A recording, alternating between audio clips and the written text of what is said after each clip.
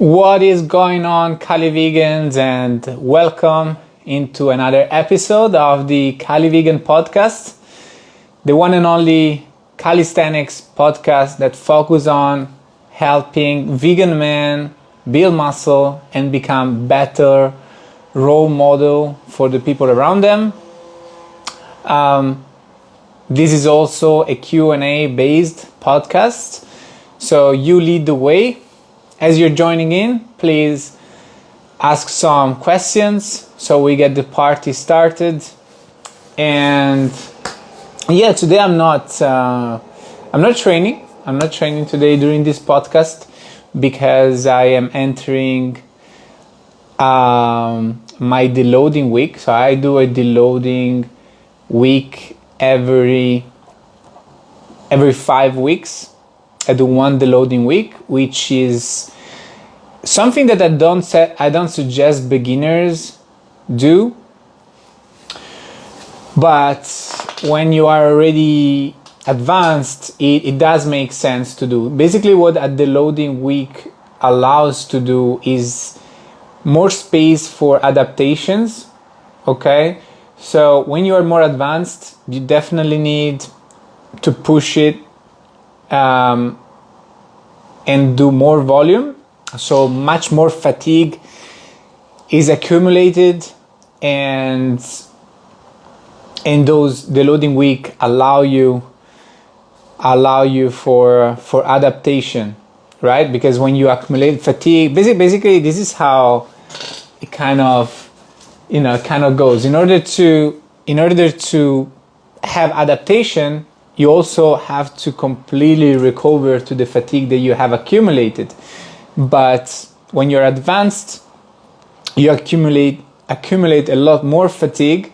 So basically it gets to a point where it's much more difficult for the body to create those adaptations to get stronger. And by doing the loading week, you allow for these adaptation to happen. Anyway, guys, this is a Q&A based session, so drop some questions in the comment section and I'll answer them, or otherwise I'm just going to continue ramble about things. That's also cool.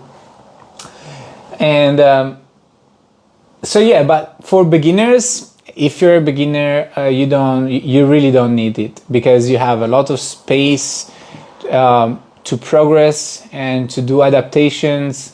I would say a programmed deloading week is something that you do perhaps when you hit your genetic potential, basically. Okay, let's not put a time to it, but once you see that for you it starts to become difficult to progress, even though you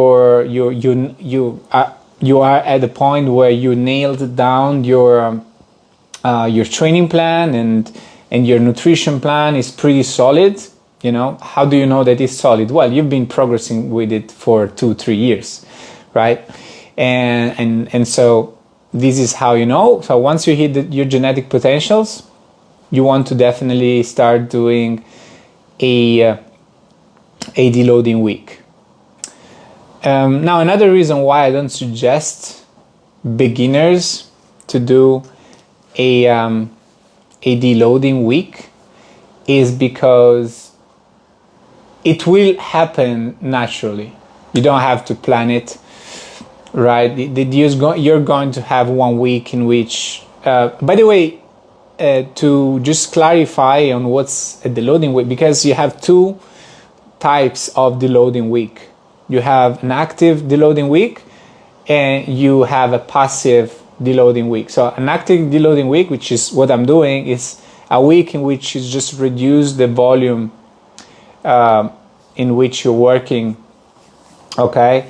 A passive deloading week is where you basically do nothing, or you just do light activity. So we're talking about an active deloading week where you do less volume. So I do one less workout basically during my deloading week. I still do 1 upper body and 1 legs, But yeah, I was saying that you, as a beginner, you probably do not need to plan neither of a passive or a active deloading week, because you will get that naturally at some point. You know, you might get sick, you might have some extra work to do, you might have to travel, and you know, you still haven't developed those strong habits that make you, you know, kind of make you make sure that you do not skip workouts. And so it will happen naturally anyway. You know, throughout the year you get sick and you will do your passive deloading week. Okay, that's why you really don't need to plan it. Honey Sunshine, I am 53, mainly raw vegan. How do I get started to strengthen my body and also be agile? So to start strengthening your body, I would start with bodyweight training, with the basics, choosing exercises that you can master and you can really do them with good technique. One mistake that many people do when they approach bodyweight training is that they don't recognize that those exercises are hard. You know, like pull-ups, for example. Many people approach pull-ups thinking, oh, it's because it's my own body weight, I'm supposed to be able to do them. But then you either realize that you cannot do them, or you do them with a very, very poor technique, and you're not doing much during your training, and you're actually increasing the risk of injury. Okay, so do push-ups or push-ups on your knees if necessary. Do variations of pull-ups that are easier, so assisting them with the band or with your feet on the floor, so you can actually work on the full range of motion of the movement. And then some sort of, for the legs, variation of exercises that are unilateral, so you're moving towards working only one leg. And I say that because, like, doing bodyweight squat, that's super easy for everyone, even the most unfit person. Even though you're going to get sore with bodyweight squat if you never train, they will be still kind of easy. But if they're hard for you, then start with the normal bodyweight squat. But at some point you probably quickly become strong enough to do some kind of unilateral bodyweight leg exercise. And I'm telling you, unilateral, because I am trying to suggest how to start strength training based on training at home and not going to a gym and use machines. Otherwise, you could do kind of other things and use the machines. Now, how do you also stay agile? The thing is that agile means so many different things, like if you want to just a kind of a base level of health in being agile, like you don't want to be like super stiff, then just stretching 5 to 10 minutes per day is going to allow you to do that. That's it. I'm not a big fan of mobility programs or even yoga or Pilates, and I think it's a bit of a waste of time, because you're not. I mean, if that's what you want to do, it's fine. But if you want to get stronger and you want to be athletic, it would be better to spend your time in other things, and because you can develop mobility and flexibility through a simple stretching routine instead of spending half an hour or 1 hour in yoga and Pilates, right? You can just do 10 minutes of stretching per day and you're good. And then developing strength through strength training, and maybe if you are if you want to be agile, you need to think of why do you want to be agile, right? Like, what is exactly the reason why you want to be agile? Again, if you just want to be mobile to stay healthy and not be super stiff, then stretching is enough. But if you want to be agile to, I don't know, for martial arts, for example, right? I do kickboxing. Well, I just develop my agility through kickboxing, right? I don't really need anything else. I just practice the sport. Of course, by stretching though, it needs to be definitely a baseline, because having mobile joints allow you to develop, strength in those range of motions when you apply them into a sport, right? So, but stretching is definitely a good baseline to being agile and mobile. But then the level of agility that you want to achieve, it really depends from you, right? So, like for example, many people, when I was consistently doing kickboxing, many people were commenting on the fact, like, why are you doing so much strength training and not very explosive and mobile movements? Doesn't that make you slower when you're doing kickboxing and stuff like that? It really doesn't. It really doesn't. You develop that power through kickboxing. You don't necessarily need to do only like specific training to sport specific training, right? It depends from your goals, but I was pretty agile with my legs while doing strength training with weights.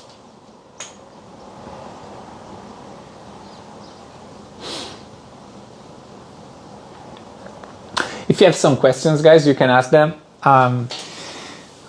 But a question, Honey Sunshine, perfect, haha, because I was thinking of yoga, stretching is great.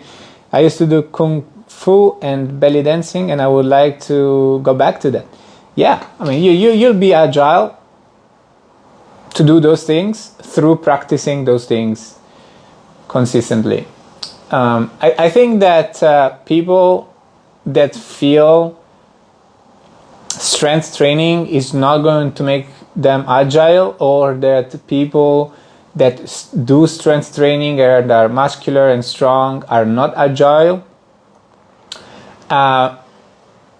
they just don't realize that the reason why they are not agile is because the only thing they've been doing is strength training, right? So if you only do strength training, which is simple movement, breaks the muscle and regrows it, it makes you stiff, and you perhaps do not even do stretching. Of course it makes you stiff, but if besides strength training you're also doing the things that you want to do that are related to some agile sport, more mobile sport, and then it's fine. You will develop that mobility, and strength training will not stop you from being able to develop mobility and agility. So should I let this guy in? No, I don't think so. Dangerous. Who know who this guy is. But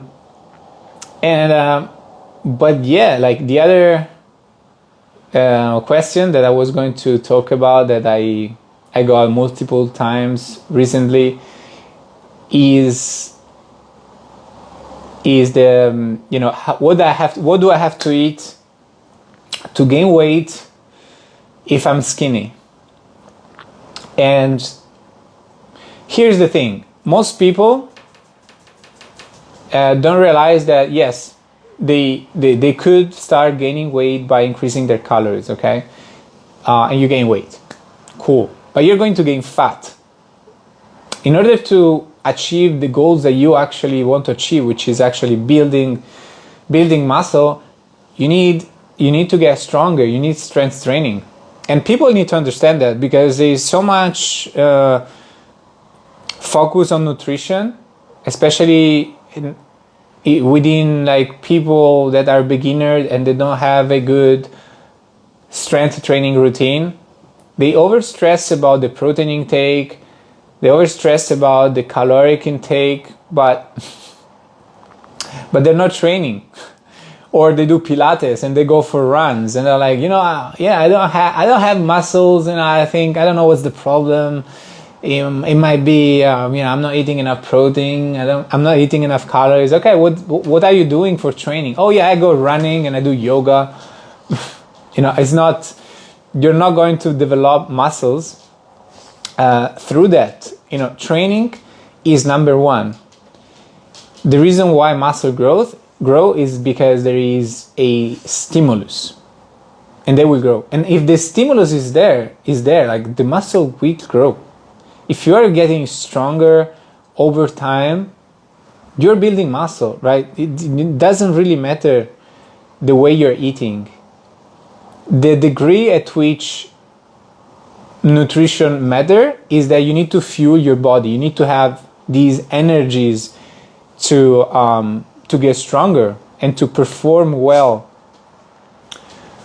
during your workouts, right? And here's the thing when it comes to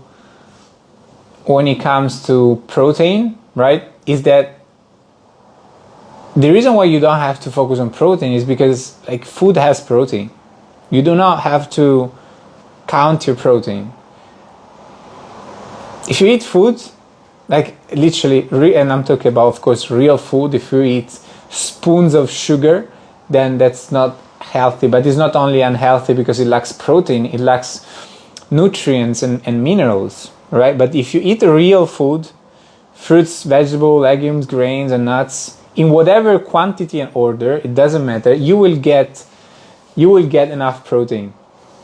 Now, you can eat more protein, less protein, it will not make a big difference. And also but yeah, going back to the skinny person that struggled to gain weight, the first thing that you want to do is make sure that you're eating enough calories. The question I get asked is like, what food should I eat? And I don't know if this is something that have a correct answer, because you only know it. Actually, you need to experiment. If you're someone that struggles to eat a lot of food, then probably you need to find ways to get in calories that doesn't involve a lot of quantity of food, like, right? Berk Harmandar, thanks for everything you do. Thank you for joining. So you want to try perhaps increasing your carbs, maybe adding some fats. Maybe you want to drink your calories as well and you can drink your calories in a healthy way by having freshly squeezed fruits, right? You don't have to drink Coca-Cola. Or you can have even smoothies if that works for you, right?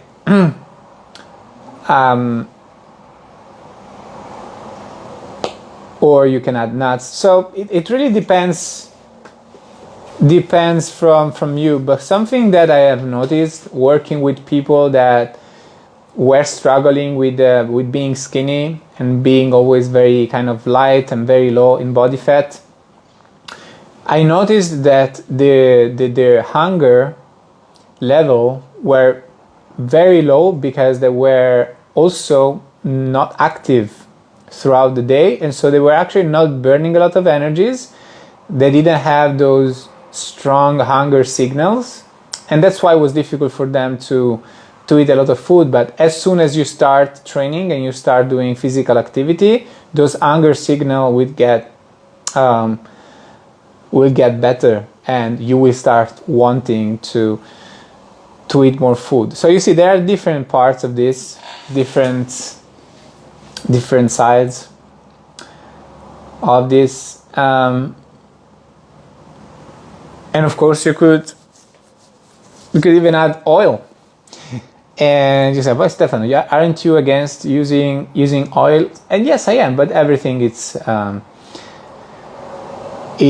relative. I would say that getting in enough calories is more important than most things when it comes to nutrition, because if you don't fuel your body, if you're not giving your body enough calories, wherever that calories are coming from, you're not giving the energies to function, and that can be very, very bad.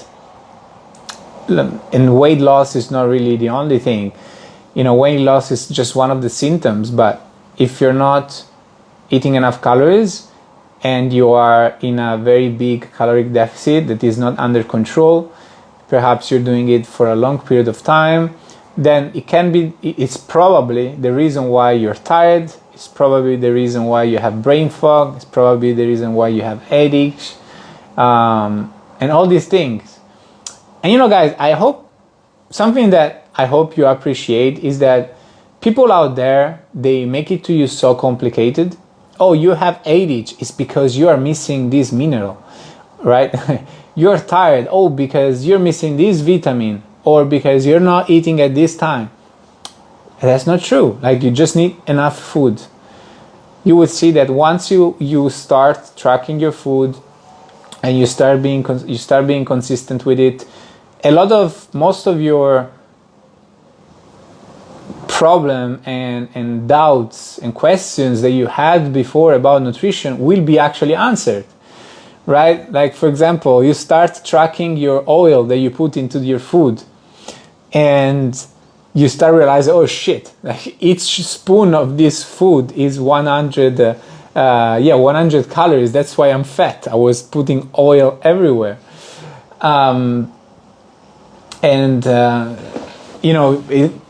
You start tracking, you start eating enough calories, and you actually realized that it's not difficult at all to get enough protein as a vegan. Like, this fear of not getting enough protein is actually a fairy tale. If you eat, as I said, if you eat real food, you eat enough calories, and even if you eat not enough calories, like you are in a deficit, you're still going to easily get enough protein. The thing is that the target that many people think they have to get to is unnecessarily high. You're literally good with 0.8 grams of protein per kilogram of body weight. You literally don't have to go higher than that. But the funny thing is that you will eat more protein, like, just naturally. And I repeat, this is if you eat real food, not processed and sugary food, of course. But if you eat real food, whole food, like, you will easily get more protein in. And also when it comes to lose fat, you will notice that once you start tracking your calories and you be consistent with it, you start losing fat. So understanding caloric intake can answer many of your questions, and just also tracking your calories and using a food tracking app will answer many of your questions.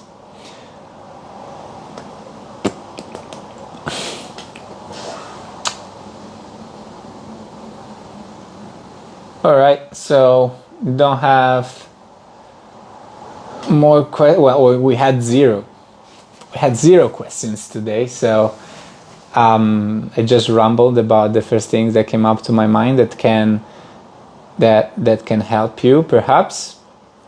I hope this was informative for you guys. And if you're a vegan man who is struggling to build muscle, perhaps you're worried about the nutrition part, I can help you with my CALIVEGAN program and make clarity about what you actually have to do to build muscle, which is not overstressing about nutrition, but is having a method to progressive overload over time. And in case of the CALIVEGAN program, we will be doing it through calisthenics, so body weight exercises, creating a progression personalized to you from easier to more advanced exercises. And of course, we'll organize a diet that allow you to eat the calories that you need to develop a shredded physique and feel energetic throughout the day and fuel your body so you can get stronger within your workout. And then you will get access to me through chat. Send me videos of you exercising to get checked on the technique and get feedback. And also we'll be doing some weekly check-ins, as well as there is a vegan community with the other guys on this journey. So if you're a vegan man who wants to build muscle, just drop me a DM saying CALIVEGAN and we'll have a conversation. What do you think about isometric exercises when doing calisthenics? I'm not a fan of isometric exercises, but they have their place. They definitely have their place. I like to use isometric not alone, meaning that like front lever hold or planche hold or any other hold, even if it's a bent arm hold. Because it's more effective to actually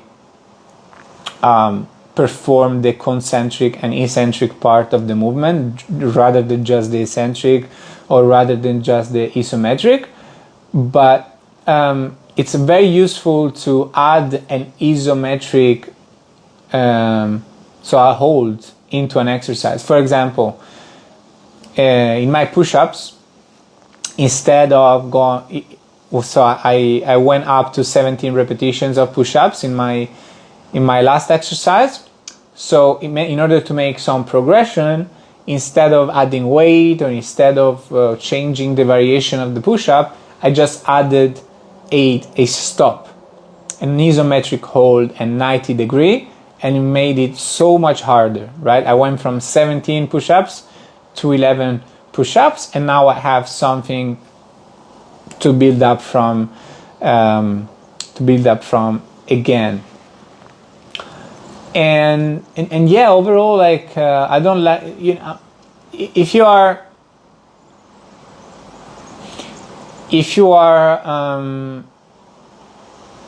like specifically training for calisthenics with so your goal is like planche and front lever hold, for example, of course it makes more sense to do more isometrics into your workout, but also keep in mind that your overall strength will not progress as well, because you are working on something that is technique specific, and isometric doesn't transfer well into the dynamic movement. So this is my take on it. So I would say that if you want to use isometrics, do not make your whole workout around isometric. Just do one exercise per week perhaps, but dynamic movement, they're superior. And the other thing is, if you work on isometric and you develop strength through isometric, then that doesn't transfer well in the dynamic. On the other side, if you are working on a dynamic movement for the front lever, even though perhaps your isometric hold at that point is let's say weak compared to your dynamic, you will easily develop isometric strength once you start focusing on it, because you have developed the dynamic strength. So dynamic movement develop more overall strength than that transfer very well in any other directions. Isometric hold, especially if we are talking about just the hold of the calisthenics skill, they are more useful to themselves. All right, we're done. Thanks for watching. Make sure you like, comment, share it with a friend. And if you're on YouTube, make sure you subscribe. And if you want to come live, those live happen every Monday at 9:30 a.m. Central European. I'll be there for you, and I hope to see you there. Ciao.